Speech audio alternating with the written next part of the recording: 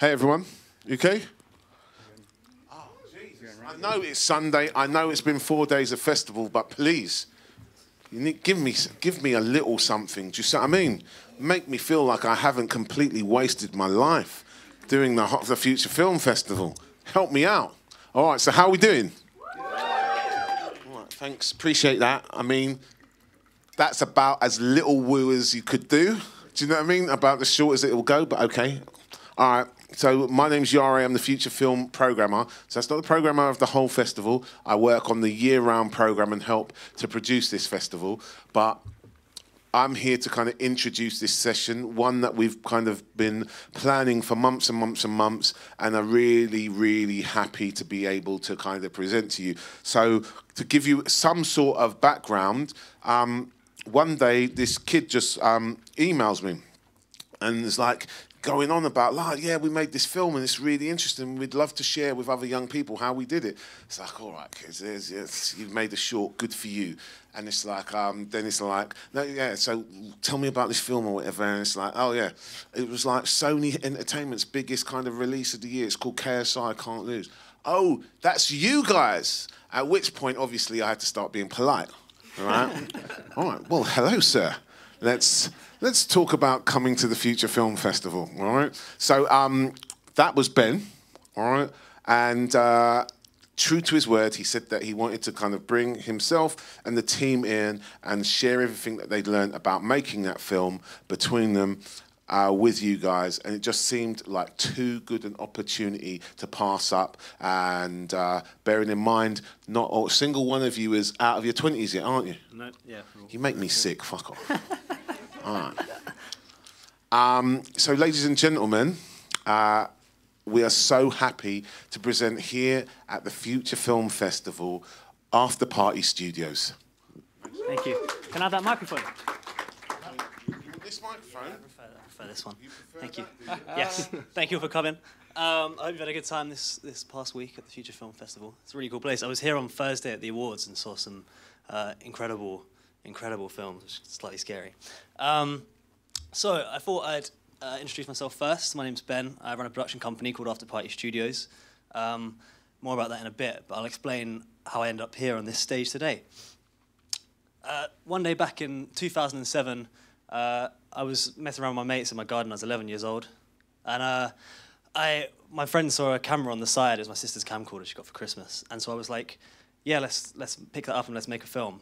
So we started making films, playing them to people at school, anyone that would sort of give us 10 minutes of their time. Awful films when I look back on it now. And then I started taking it more seriously, started getting work experience in any sort of spare 5-10 minutes I could get. I was like, can I come on your set for half an hour, for an hour, whatever you let me? And started working at these places in half-term, weekends, times like that. Most of them are post-production because not many places will let you be insured on their sets at the age of like 15. And I basically took it more and more seriously until at the end of sixth form I was like, I did my first year of sixth form and I was like, I want to leave and go and work in this world. So I basically found a job at an ad agency called BBH London. And I worked there in the post room delivering people's ASOS packages around the building. Which was great for me because it meant I could, instead of sending an email and getting ignored, I could go and sort of stand by their desk and they couldn't, well, they ignored me, but it was harder. And so I basically worked there for about a year or so, and then joined their in-house production company, Black Sheep Studios, after a lot of pestering of the head of production. And he let me join. I was there for about 9 months and then realized that I didn't want to be sat behind a desk, and I wanted to get back out and shoot. So I'd been shooting all the time in my spare time, like I say. So then I basically left there and did a commercial whilst I was freelance and met the YouTuber Calix, who is here today. And we basically, it was like a three-week shoot. We didn't speak for the whole 3 weeks. And then on the last day, we sort of swapped details and started working together. And for the next year, we were making stuff freelance. And then we realized there was this gap in the market for making sort of high-quality content on YouTube and on and off YouTube. And so we started our production company, AfterParty Studios, where we make all sorts of content from music videos, none of these gifts are going to work, are they? To immersive fiction apps, short films, feature films, and the odd bit of crazy YouTube branded content. But what you're here to hear me talk about today is Can't Lose. So a lot of you will recognize this guy. It's KSI. He has about 20 million subscribers on YouTube. And he, about a year ago, he decided to fight a guy called Doyle, another YouTuber. So I'll play the trailer so you can see the film that we made about this.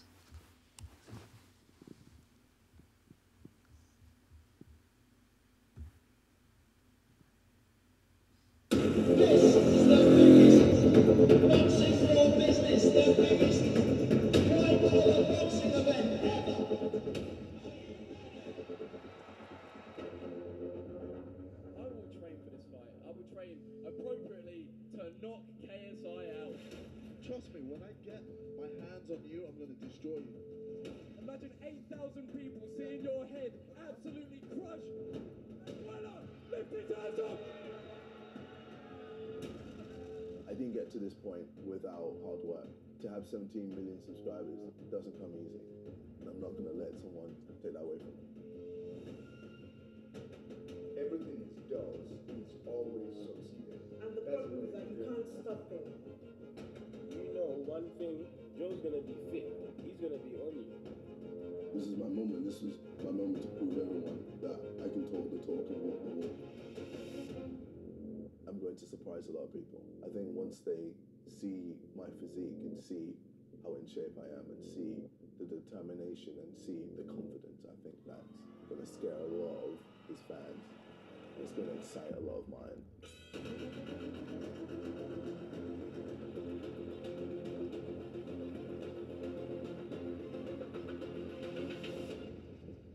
Yeah, I'm not going to lose. I can't lose. I can't lose. Sweet. So to make a film, you need a team. So I basically called up all my mates who I'd worked with over the years and collected. The first guy, Dan, our editor, Dan Hearn, who you see here. A sound guy, JJ Mitchell, who I've known for years. And a colorist who Dan Carney was supposed to be here, but he couldn't be here today because of illness.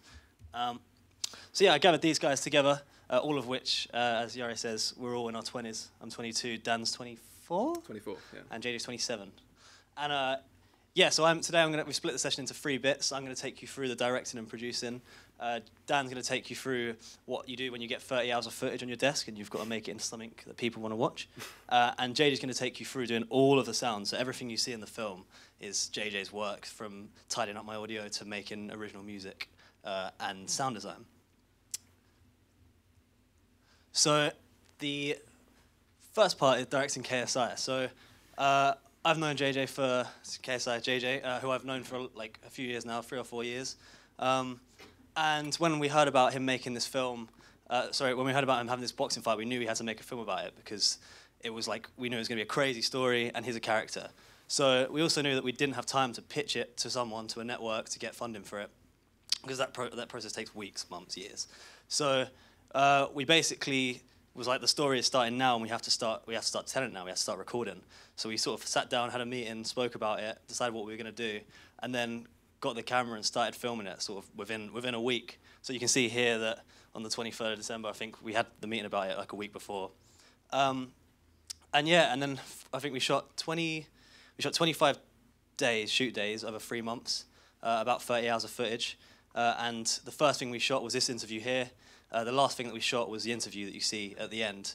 And what I'm trying to say is that, like, this, as you see here, is the 23rd of the 12th, 2 days before Christmas. This process is like it isn't a 9 to 5. It's far from it. You sort of spend every waking hour, day and night, thinking about JJ and making this film. And it bleeds through every area of your life, to the point where I had to sort of go and sit and think about, like, not thinking about stuff, because it was just, what question can I ask him next? Where can we take this? Where can we take this story next? So the next part of making a documentary is that you have to find your characters, which is kind of different to making short films or narrative films, because there's no real casting process. You have your main guy, so we have KSI, who obviously is a character. It's a pleasure to work with him because you haven't got to get a performance out of him. He's a natural born performer. He just has charisma and that. So that's more just about asking him the right questions and steering it in the right direction to get the right answers out of him. But other than that, you don't really get given your other characters. You just sort of find them along the way, and you have to pick them up. And many people in documentaries aren't used to being on camera, aren't used to being on screen. So, for example, Vidal Riley here, who is JJ's boxing trainer, who, when we first met him, he was just a personal trainer at Gym Box in Stratford. And he started training JJ, and we turned the camera on him, and he didn't have like immediate like screen presence. He kind of was talking to me more than the camera. But over sort of weeks and months, we really got this sort of connection together. And it was just about, he could easily have slipped to sort of the side and just become like a sub-character, but I think he became such an important part of the film to sort of see him and how he was pushing JJ and had his own sort of storyline himself. He's now a boxer, a professional boxer, boxing in Vegas and places like that. And yeah, and I think what the thing is here is that you have to, with these characters that sort of come in and out of the story, you have to go and investigate them deeper than just sort of, oh, hi, Vidal, you're in the shot, see you later kind of thing, and just bump into them. So I sort of went to the gym, his gym where he grew up in West Ham, and film with him and film with the kids that he's training with, and he's doing some great work over there.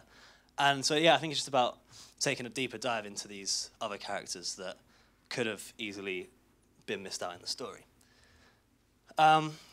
So, chronology. When I started this film, I kind of expected naively that it would be like everything in the order that we shot it in.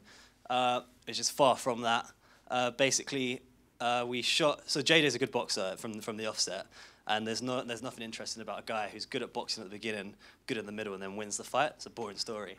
So we basically had to get all the fight footage of him, all the sparring footage, cut out all the good stuff from the beginning, and focus on all the bad stuff at the beginning. So when he watched the edit for the first time, he was like, "You've made me look terrible," which we had, because it's far more interesting to see him progress and get better, even if that's sort of slightly manipulated in the edit. And then we basically had to take all of the story. A lot of sparring happened together, and then we'd go and travel for a bit, and then that. But that's again not interesting. So it's all about switching around the order. That the order that it happened in is unrecognizable from the order that you see it in the film, pretty much. The next thing is deleted scenes. So which follows on from chronology, because basically, like I said, we shot 30 hours of footage, and we only had an hour to tell the story. And so, knowing that you're going to have to lose 29 hours worth of stuff, which is all very precious to me, I sort of spent day and night making this film. And so trying to decide myself what I thought we should lose was very hard.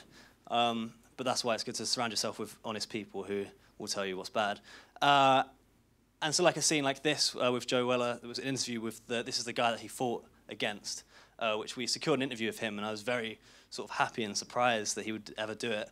And he answered all the correct questions in all the ways that I wanted him to answer the questions. But when it comes down to the edit, it wasn't moving anything on, it wasn't moving anything forward.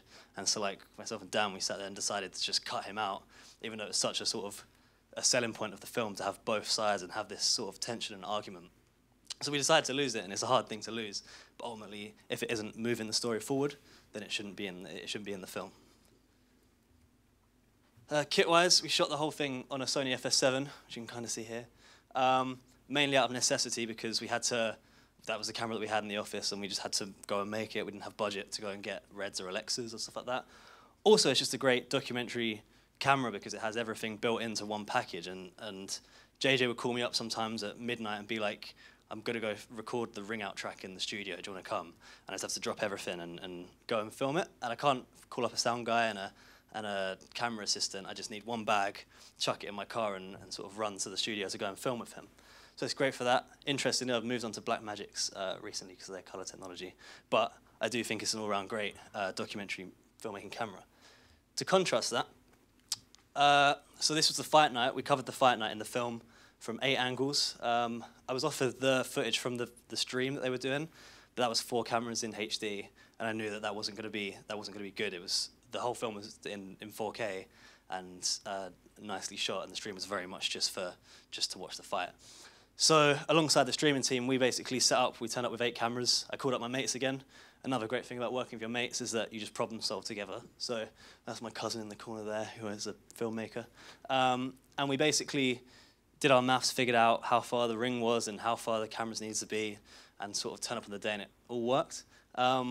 we sort of captured this beautiful other story, other sides of the fight, which wouldn't have been told without us, kind of thing. The stuff, ringside stuff. Vidal was mic'd, and yeah, had like a reason for people to come and watch the film, because ultimately with this, everyone knew the outcome. Everyone knew that JJ had won when they watched the film. So you need to tell another side of the story, and I think that's also interesting that you can tell a story that everyone kind of already knows, because you just got to show the other side of that story. So fast forward to the middle of May now. So the fight was in early Feb last year. The middle of May, we sort of had this film. We had a 45-minute cut of the film. It was a bit too far away from when it had happened for sort of to go on JJ's channel, where we always intended it to go. We were like, it sort of lost relevancy in that area a little bit. And we were coming up to the next fight. He obviously had the next fight against Logan Paul. So we were kind of in a sticky situation there. We didn't know what to do with that. Our talks to distribution partners were just very slow. They're all very slow to move. And then we happened to be in a meeting with Sony about another project that we're working on, and just mentioned to them in passing that we had this film that we didn't know what to do with. And they were sort of incredible on jumping on board and were really open-minded, refreshingly open-minded compared to what we're used to dealing with. And they basically took on the film and very much left us to our own creative process on how we wanted to. They didn't get involved in sort of the direction of it. They were just like, cool, we understand. We want to do a bit of YouTube stuff, and this seems like the right kind of way to be going. So they said they'll take it on one condition, that we extended it from 45 minutes to 60 minutes, because they said it needs to get in the feature film store. And I sort of, for a minute, I was sat there being like, am I going to ruin my 45-minute masterpiece that we're all really happy with? Like, all the team had sort of fallen in love with this cut, and going to extend it and put in stuff that we didn't feel we wanted in there. But then I sort of was like, am I little Ben from Enfield, am I going to go and turn down Sony on my first feature film? And the answer is obviously not. So 6 to 8 weeks later, they released it across all platforms online, and it reached #1 on the iTunes chart for a week, which was very cool for a first feature film. But what I'm basically trying to get at here is that, like I say, we're all in our 20s. We all did this from our bedrooms. I learned to film in my back garden and never went to uni. And you can go and tell these stories, which I think's pretty cool.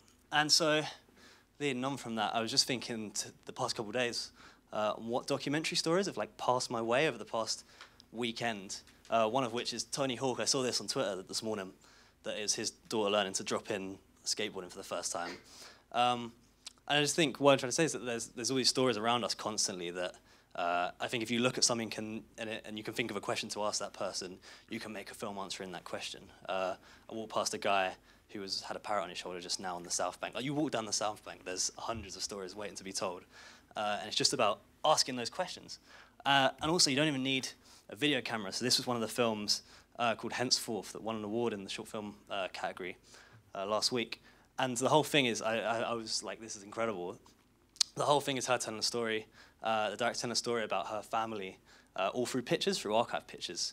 And it's so moving. I sat there, it's like 6 minutes of crying. It's incredible. So you don't even need expensive kit. You just need a story. And lastly, here's my email address. If anyone has any questions or any wants to come and work on one of our films, I'm always hungry to find new talented people to come and work on it. I'll leave that there for now. And now we're moving on to editing with Dan Hearn. Thanks, Ben. Hi guys, I'm Dan. I'm the editor of Can't Lose. It's a pleasure to be here at the BFI to speak in front of you all how I made this documentary. So just a little bit about myself. I'm 24. I studied at Bournemouth Film School and I graduated about 2 years ago. I wanted to be an editor midway through film school, and I didn't really have any contacts or experience at the time in the industry. So I came up with the idea to basically create my own work. So I'd create my own commercials, my own music videos for bands and artists, and basically just to build up my showreel and get myself a job out at the end of uni. I learned that the only way to improve in the editing craft is a cycle through of trial and error, and just learning rhythm and, basically cutting, different types of content. I discovered hours of flyby in the creative process, and now I love the combination of storytelling and the technical side. So after I graduated, I joined a production company called Make Films, who are based in East London, as an intern. I didn't get paid. I worked endless hours. And as a broke student, I didn't really have the money to buy the equipment or the software for editing. So I would go in on the evenings and I'd go in on the weekends just to basically practice on the editing software. Eventually, I worked my way up as a full-time editor, and I became the head of post-production. I got onto this project through the colorist Dan, who sadly can't be here today, and he said that a couple of guys from KSI's crew are looking for an editor for their documentary. I didn't know anything about KSI. I remember watching him as a kid, but I didn't even know anything about one of the biggest amateur boxing fights and one of the biggest internet events in recent history. But I said 100% and absolutely in. So I met Ben a few days later, and he slapped down a hard drive full of 30 hours of footage and said, "Get to work." True story. So this was a massive jump, going from editing 2 to 3 minute commercials to a 70-minute feature film. The longest film I had made at the time was about 15 minutes. And once I loaded up all the rushes, I realized how big of a project this would be. But luckily, I had the privilege of cutting at my company, Make Films, which you can see here, in a decked-out edit suite. And I chose Avid as my editing software because it's great at handling that type of organization and amount of files, and it's reliable. You don't want your program crashing on you every 5 minutes. So once I brought everything into Avid, I prepped the project from looking at the footage from beginning to end and kind of going through KSI's interview and seeing how he saw the story.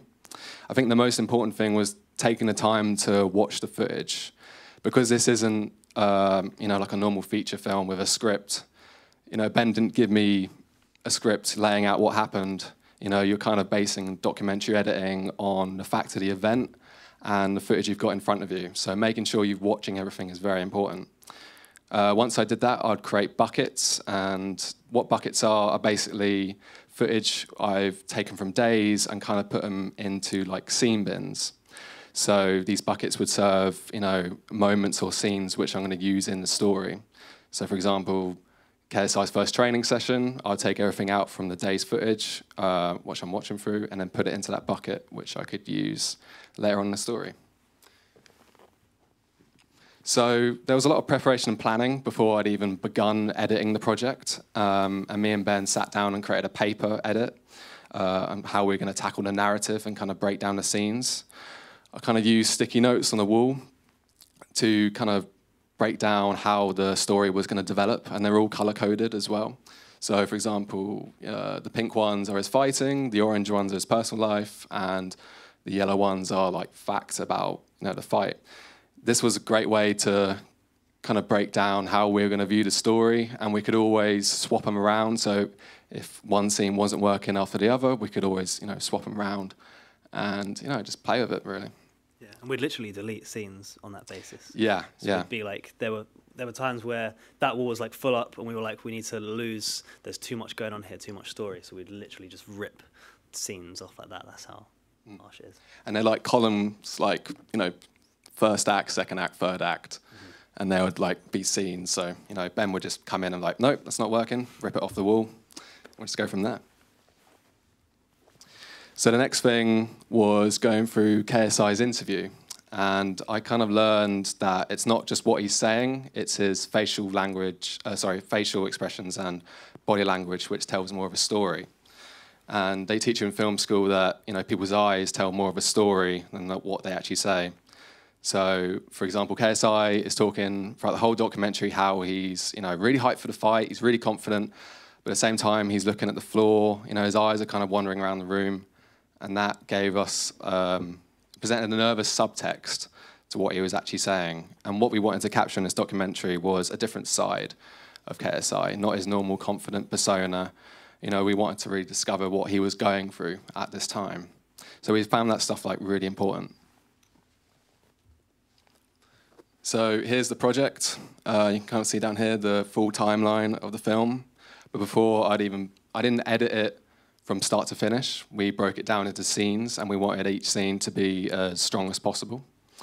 And we also wanted to make sure that not just the body of our scenes was interesting, but the way we transition from each scene.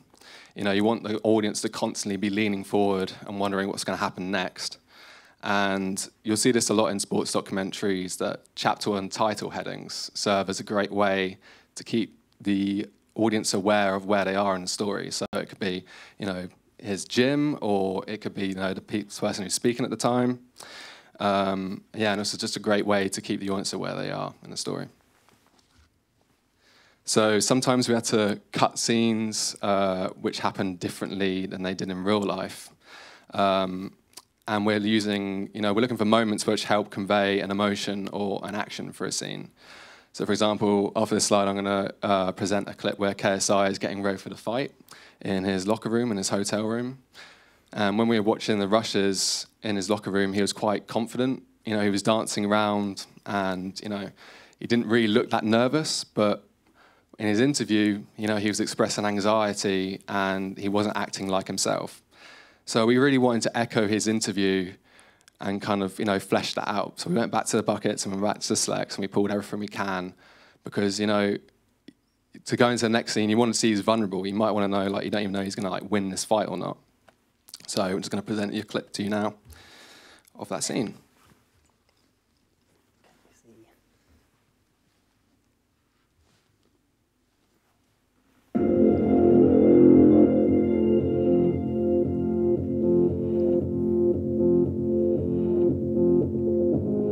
So when I woke up, it was 6 a.m. I'm not gonna lie, anticipation was killing me. I was not in a good place. I was just thinking. I wasn't saying anything. I was just thinking about what I was gonna do, thinking about the occasion, thinking about the pressure, thinking about everything, thinking about all the outcomes. And then a few of my boys came through. When I went to find KSI. Is there a KSI in the building? They were just looking at me weirdly because I wasn't saying anything. They were like, "You were so confident this whole time. Why are you quiet now, JJ?" And I was just there like, "I don't know. It's just the occasion, isn't it? It's just the anticipation. I just want to just be in my thoughts." Where's the confidence gone? Where's the gas? Very quiet. Where's the gas gone? Where's the gas back, man? It's the quietest I've seen you in 2 months. I don't know. It's just, I don't know. So after that, I was kind of like, I can't really be here. I was just there like, I just need to just relax and just not think about it. Did you get like that? I think this is one of the first times I felt like this. I don't know why I felt like it. Before we met up, I was just in the Intercontinental, just on my bed, just chilling, just sitting, didn't do anything. I just in my thoughts. I've talked the talk. Now it's time to walk the walk.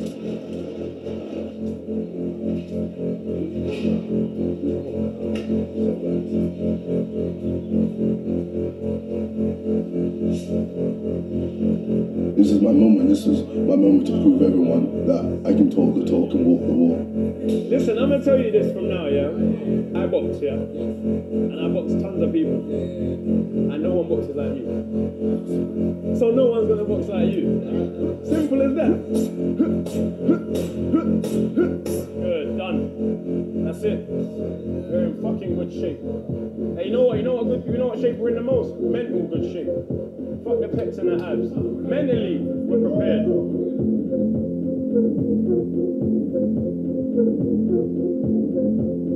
This is the biggest boxing for business, the biggest white-collar boxing event ever. So we stripped. So we basically stripped out all those, confidence bits of KSI, and we just injected anxiety and fear, into his character. Going back to those buckets and the selects to really craft that kind of story of what we wanted to create. So after about 3 months, I think it was 3 months of cutting, after about 70 versions of the film, we decided to lock the cut and get people's opinions on it and look at different focus groups. And we kind of learned that there was 2 sides to his audience, and first being KSI's fan base, and we asked ourselves, are we keeping them entertained because they already know the story, they already know the winner, are they entertained whilst watching this. And the flip side of that being an audience who doesn't know KSI and doesn't know this story. Do they understand what he's going through? Do they know what's at stake? Are we serving the story well to them? And by doing this, it was a great way to step back and see how it made people feel watching the film. Because we have been with this film for about 3 months in the cutting room every day, and your film can consume you. And I learned it's not to be too precious, and really get people's opinions on the film and kind of see how they viewed it. And it's a team effort. We're making it for ourselves. We're making it for the studio, and most importantly, we're making it for you guys, the audience. So we wanted it to be the best it could be. So after all the feedback, we decided to properly lock the cut, and then we sent it off to Sound and Grave for the final polish. And JJ is going to talk to you now about the sound design and how we composed the music. And that was my job complete. I could finally get some rest and some sleep.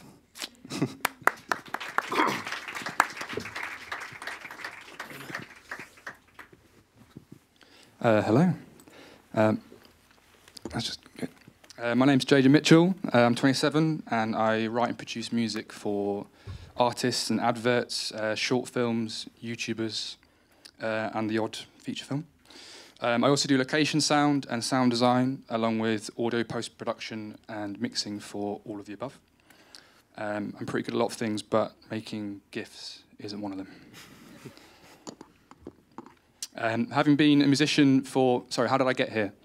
Having been a musician for as long as I can remember, I found myself kind of wondering why, upon leaving school, I ended up doing an electrical engineering degree.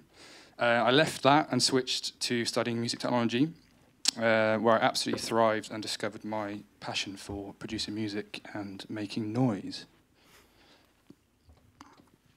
Playing drums for friends led me to playing quite prestigious venues on tours. This was at the O2 Arena a few years ago, and then at the Roundhouse in London as well. And after touring as a drummer and musical director for various different pop acts, I started to produce more, and I ended up making an album in a studio for a band called Meadowlark. I managed to slip a GIF in. I actually met Ben a couple of years beforehand at the same recording studio where I produced the album for the band. It was a university project where filming and recording a live band in this beautiful live room. I was there because I was capturing sound. Ben was there because he was, as he said, trying to get on shoots, and his cousin, Callum, who was mentioned before, was working the cameras.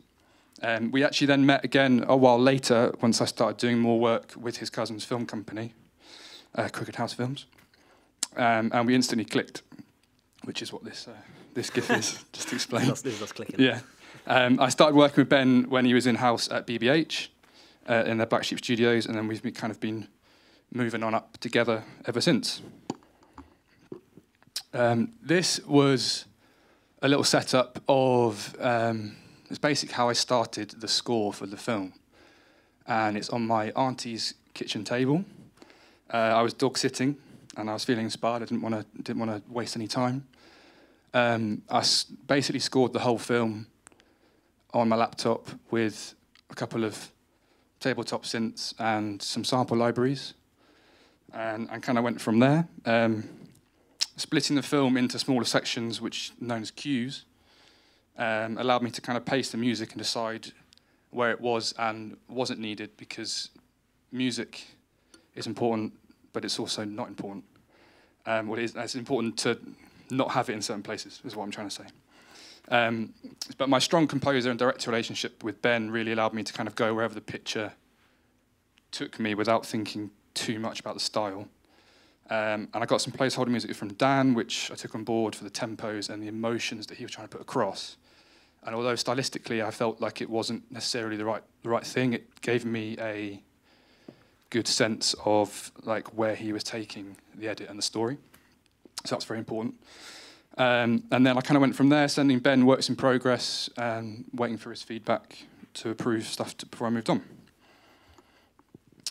This is another setup. This is I'm actually on my sister's kitchen table. I seem to like coffee and kitchen tables, but as you probably guessed, I like to move around a lot. I think having a setup that lets you stay mobile kind of really like ups my creativity and keeps fresh ideas coming. So like new surroundings is always inspiring, all that kind of stuff. And this, I'm going to play this in a sec. It's one of my favourite moments in the film. I wanted to create something that kind of completely immersed the viewer in KSI's victory while staying true to the struggles that he'd gone through to win. There's a lot of different dialogue tracks in this scene. There's a lot of there's feed from the commentators. There's a little wireless lav on Vidal. There's some top mics from cameras, etc. But the music is building tension right up until the final hit, which is when we kind of get to celebrate the win with KSI. So if I need to hit go on that, thanks.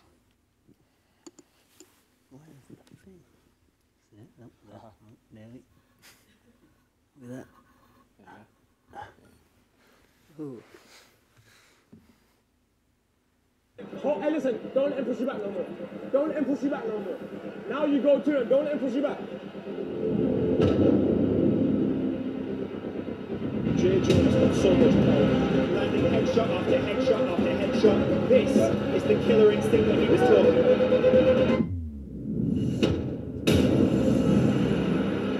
It's waved off.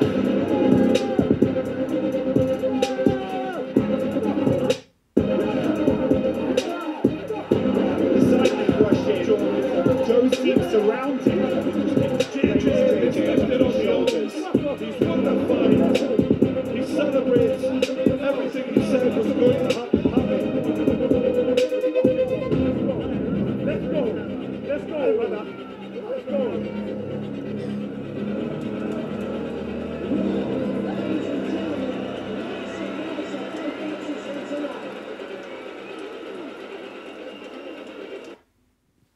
Cool, so... Click on next. Yeah, if I go... Stay. No, it's going to replay it. Oh. There you go.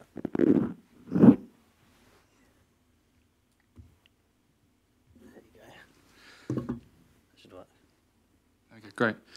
So basically, I wanted to actually kind of go through this queue with you guys.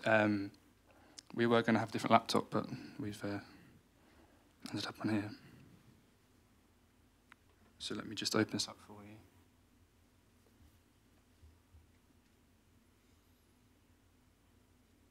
Drag over. I'll do it on here first, sorry.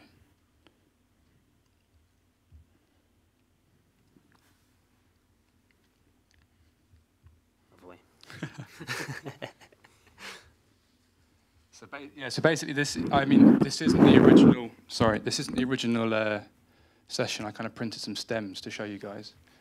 But this is, so I've got like a low res MOV of the cut. I didn't really start any music properly until we had a final actual locked picture, because I really wanted a lot of the music to be fully kind of synced to picture.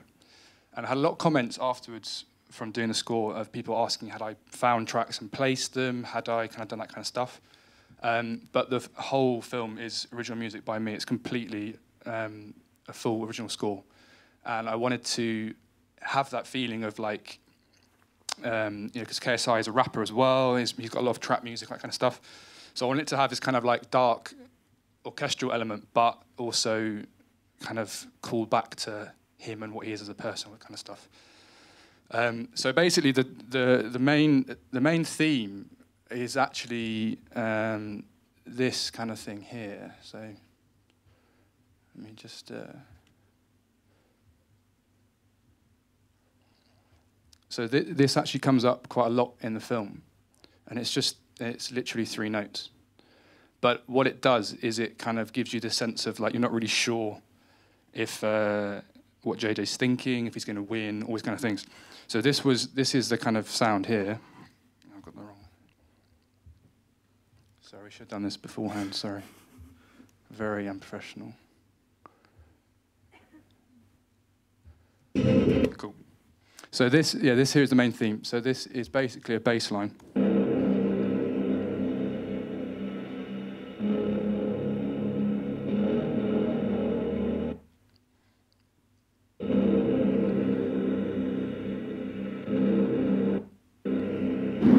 And you can hear it in its the actual entirety of it is this section here.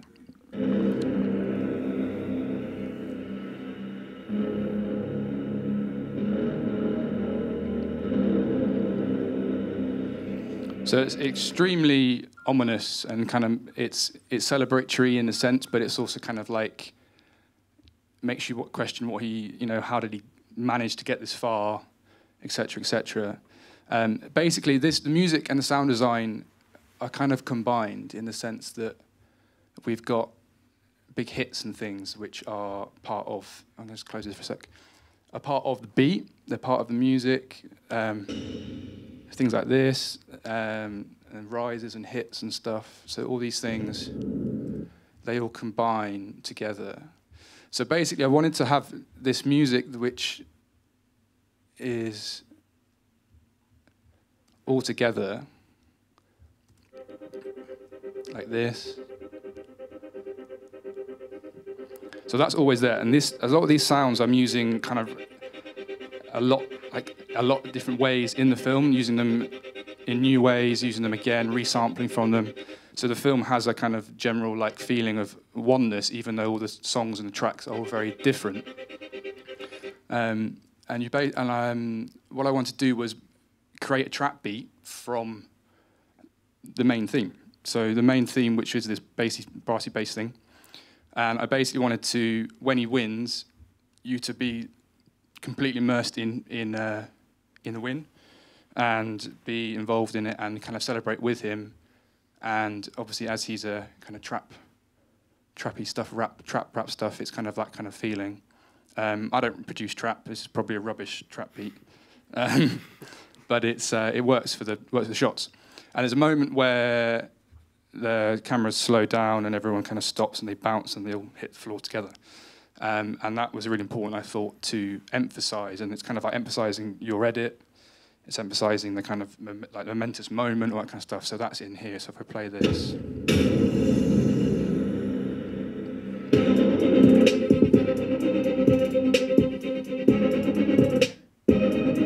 So that's that stop there. And you know, you can create stuff that's one tempo, that is locked to picture and all those kind of things, or you can take the timeline and you can stretch and pull it and change tempos and things. And what I found with this cue especially was that actually Dan had edited with such a rhythm that I was able to find a kind of fixed tempo where I could find hit points and make sections kind of line up without needing to actually change tempo, which was a lucky. Sometimes you get it right, sometimes you sit for hours going, what's the tempo, what's the pace, how do I work this out? But the elements of this, there's also there's these strings which are giving it a kind of orchestral.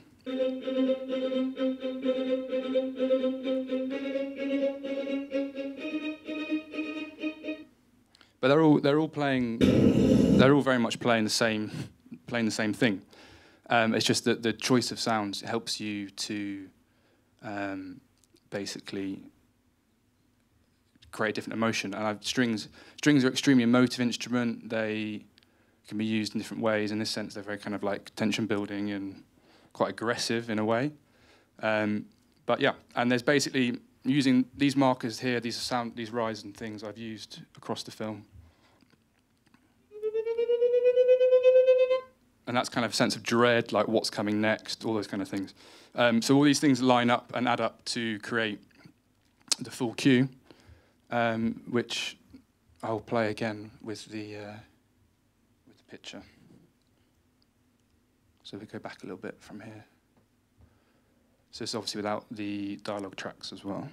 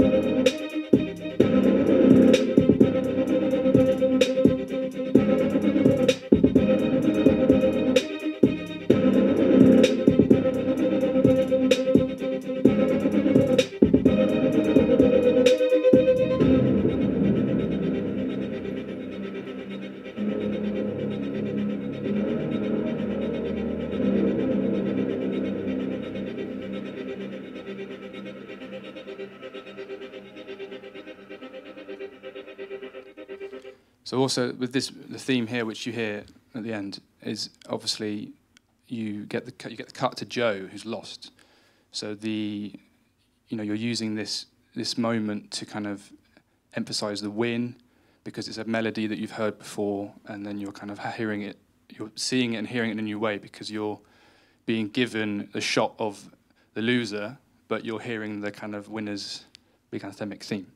And I think that really helps solidify the win at the end, but also in a way where, is it bittersweet or not? Is it like, because it wasn't like a knockout or it wasn't this, etc. So you want to kind of leave a slight sense of uncertainty. So that's that. And then if we move on back to this.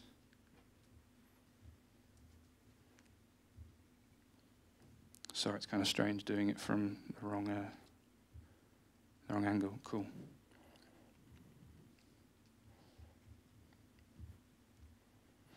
So this is me in my home studio at the time. I've since moved. I scored the whole film and mixed it at home in this space. You literally need a computer and a pair of ears and obviously there's a few things you need as well. But it's what I'm trying to get at is that you can, as long as you have a sense of what you're trying to create in the story and everything, you can do it from anywhere. We didn't have the luxury or the budget for me to go and mix in a proper space or whatever, but this did the job and it got the point across and it's great. So that's kind of that really. And basically, I also wanted to show you so this is my main edit sequence of the whole film.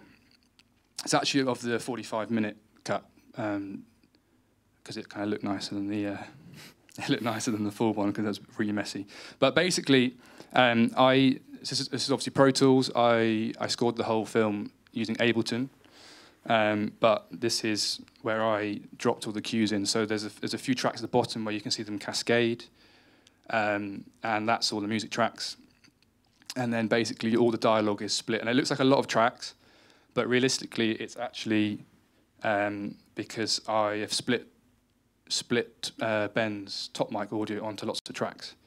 So what that lets me do is, based on each kind of cue or based on each scene or sequence, I can kind of change it in different ways, play with it, without having to do a lot of automation and wasting time in that sense.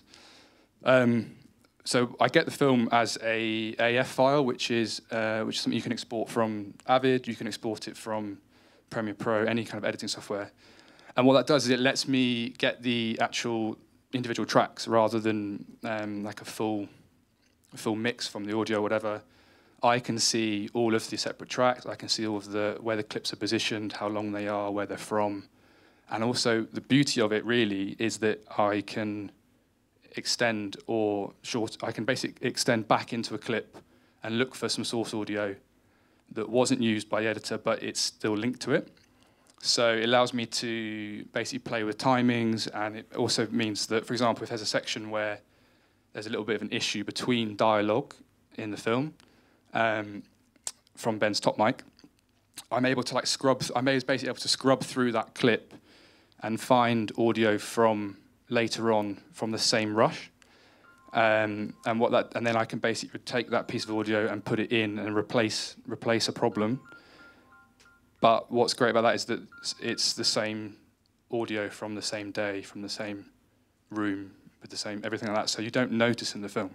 So everything you hear in the film isn't necessarily always from the exact moment on screen, but it is from the same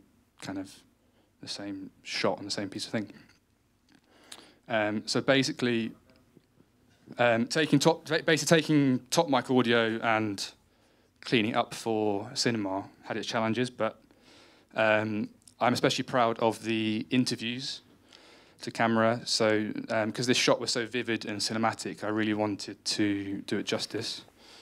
So I've got a before and after clip of this dialogue. So basically, the processing chain was a denoising in Isotopes RX5, followed by gating and compression, and more subtle compression things. But this dialogue really filled the cinema and helped kind of amplify KSI's emotions and character. So if we go...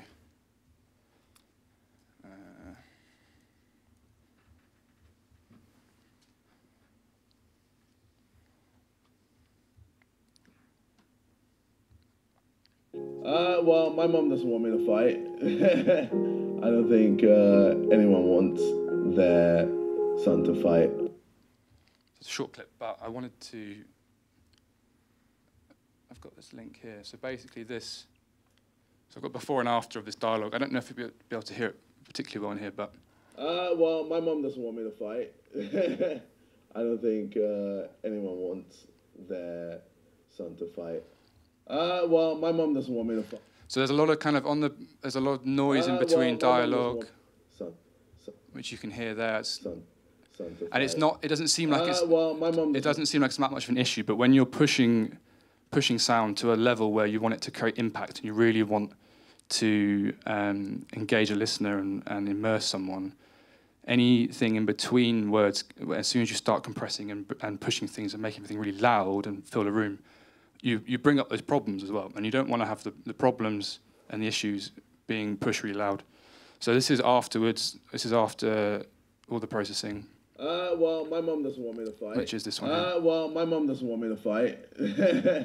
I don't think anyone wants their son to fight.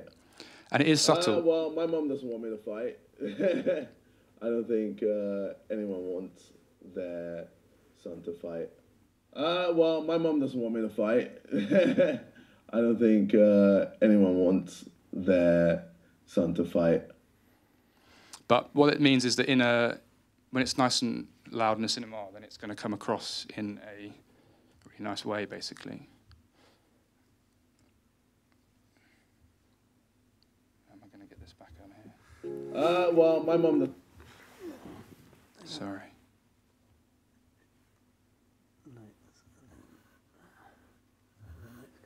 Hang on. Bear with.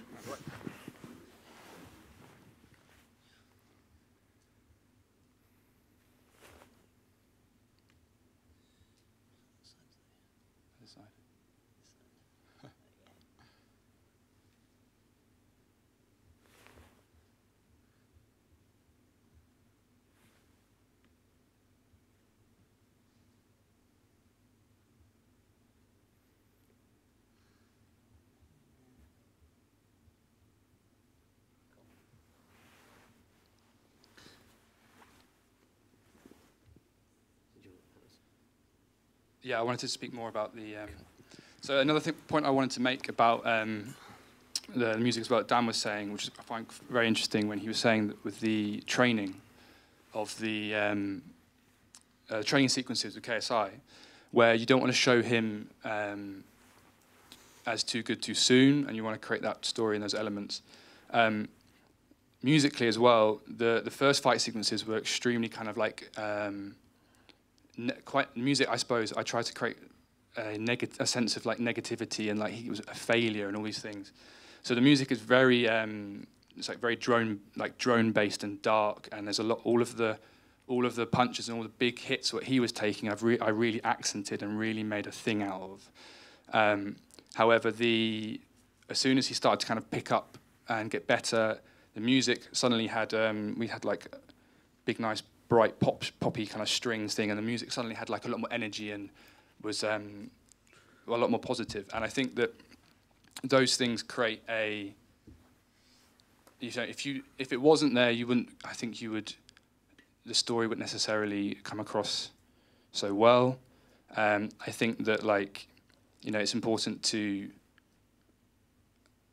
think about how the music kind of helps tell the story across the whole time. And I think that I would say that this is the first time I've ever scored a feature. It's my first full length, anything like that. I was kind of clutching in the dark to start with a little bit. But I'd send stuff to Ben and he'd come back and be like, oh, that's great, maybe a bit more like this or whatever. And we kind of got there in the end. And we actually we did the final review of the music and everything in my lounge with my laptop plugged into the TV. And we watched it on the TV. And we sat there and we said, does this come across well? And we agreed, and then that was that. So What's that? that was that, yeah. Great. Thank you. And there we are.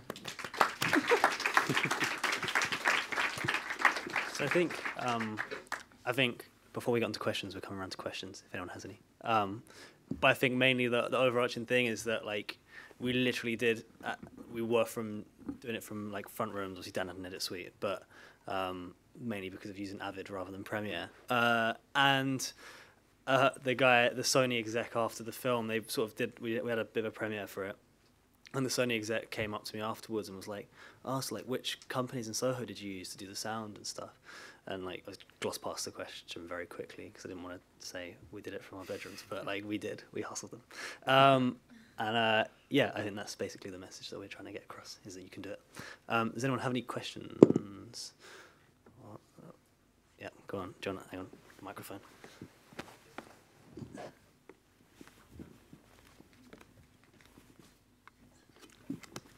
How do you kind of get the confidence to go up to, you know, big kind of people who have really, really big names in these kind of things? So the example that's coming to mind is you had to obviously ask permission to say, can we follow KSI in this big giant stadium and get really close to the boxing ring with all these cameras? This microphone. Yeah, no, it definitely is a thing of like, I would never be stood on this stage. Like 3 years ago when I first met Callum, I was like the most unconfident person ever, but it just takes a while to find your feet, I think. And I think, I mean, it's getting to know your subjects. Like, I wouldn't say day one, go and stick a camera in your subject's face.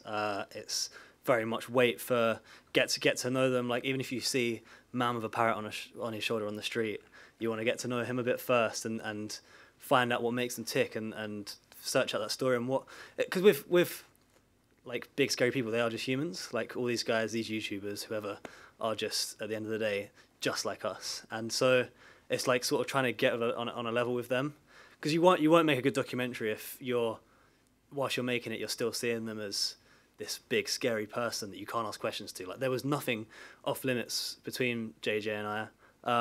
During making this, like by like 25 shoot days later, there was stuff that we were both saying in both directions that would never make the cut, but it's just you become so comfortable with them. And so I think it's starting small, it's picking subjects where you do feel comfortable or like a little bit out of your comfort zone, and working out how to approach topics and sensitive subjects, and then just ramping it up basically.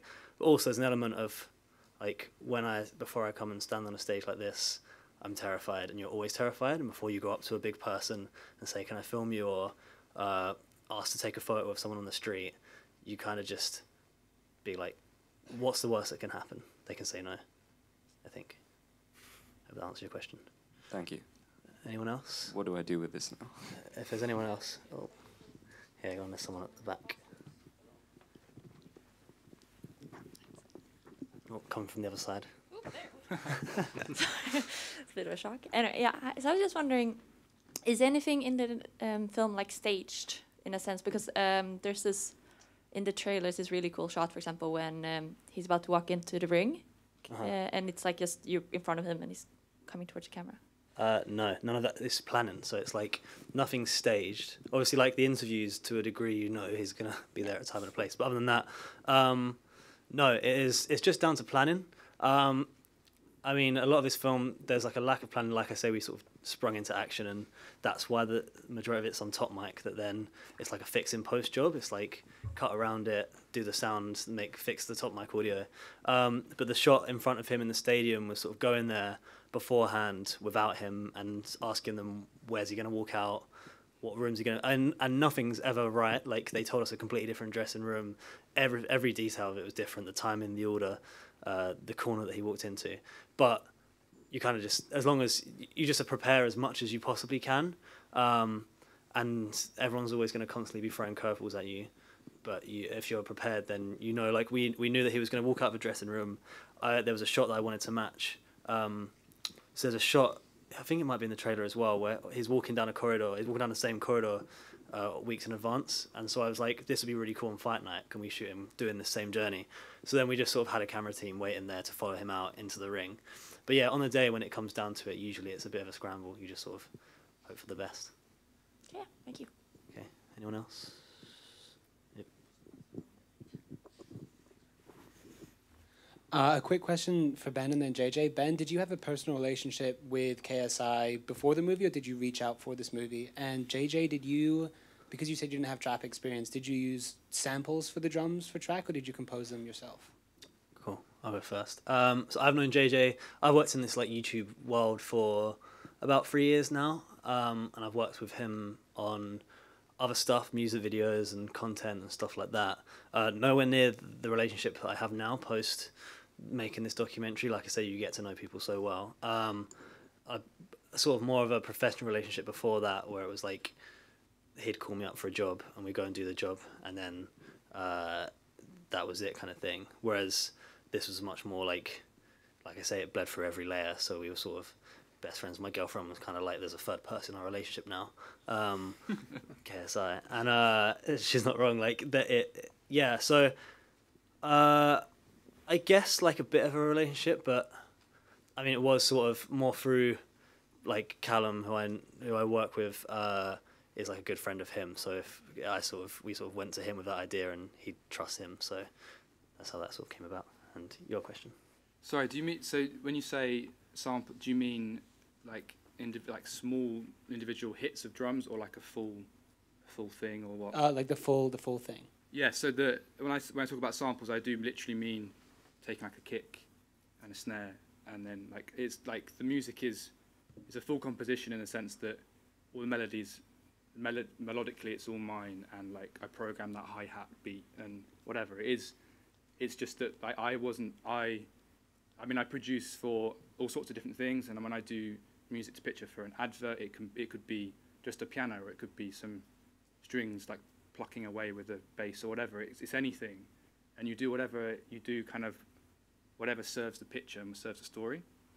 I think I can't, with the whole trap thing, it was just kind of like I felt like it was that those tempos and those kind of sounds were what got the point across, and that's kind of what I went for, and I just kind of dived with both feet in. And yeah, I mean, if anyone in here produces trap, they'd probably laugh at me and say it's not trap, but what is trap? It's 1/4, you know, it's that tempo and it's that whatever. It's just a kind of good way of describing the kind of soundscape. But yeah, no, nothing's samples wise, and nothing is longer than half a second that I've used to create the music. It's all original stuff, yeah. Anyone else? Yeah.